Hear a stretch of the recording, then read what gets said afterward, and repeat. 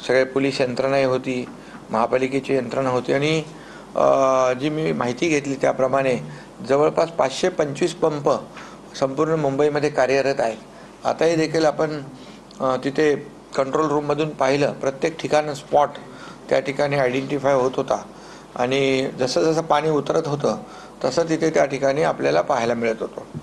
आणि जवळपास मुंबईमध्ये 6 मुख्य पंपिंग स्टेशन आहेत, 10 मिनी पंपिंग स्टेशन्स आहेत, 525 त्या ठिकाणी पंप लावलेले आहेत। आणखी देखील अधिकचे पंप त्याची तयारी त्या ठिकाणी ठेवलेली आहे।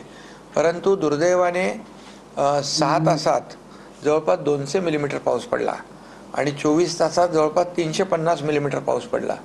त्यामुळे पावसाची इंटेन्सिटी खूप जास्त होती आणि जसं कमी वेळात जास्तीचा पाऊस, जसं एक प्रकारचा आपण पाहतो अनेक ठिकाणी कमी वेळामध्ये जास्ती पाऊस पडतो। जवळपास आता एका महिन्याचा पाऊस जर 3-4 दिवसामध्ये पडला तर अशा प्रकारची सकल भागामध्ये पाणी साचण्याचं प्रमाण जे वाढतं आणि त्यामुळे सगळीकडेच सिस्टीम अलर्ट आहे, काम करतायत लोक।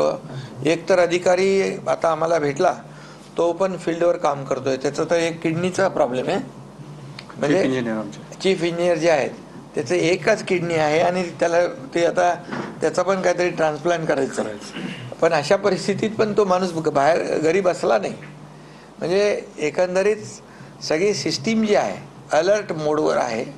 आणि जिथं मगाशी आम्ही गेलो होतो विक्रोळी पार्क साईडमध्ये, तिथं देखील लँडस्लाईड प्रोन एरियामध्ये आम्ही गेलो आणि मनोज जिंदालनं मी त्यासाठीच बोलवलं तात्काळ की त्या ठिकाणी गगराणी साहेब पण होते, सगळेच होते आणि त्या ठिकाणी पाहिलं, सैनिक होते की तिथं पाठीमागे डोंगर आहे आणि खाली वसाहत आहे। तर अशा ठिकाणी ते जिओ नेटिंग करण्याचं जे आपण काम सुरू केलं आहे, जवळपास 2-3 ठिकाणी चालू केलं आपण आणि घाटकोपर, मुंब्रा आणि आता इथं विक्रोळी पार्क साईडमध्ये सूर्यनगरमध्ये पण आपण 90% काम झालं आणि आता देखील जिथं गेलो होतो तिथेही काम आता सुरू करतील।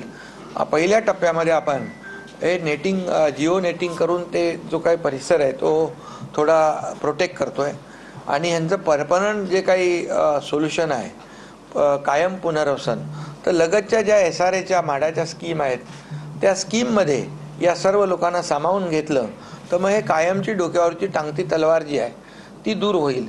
तो देखील सरकारने, शासनाने निर्णय घेतलेला आहे, जेणेकरून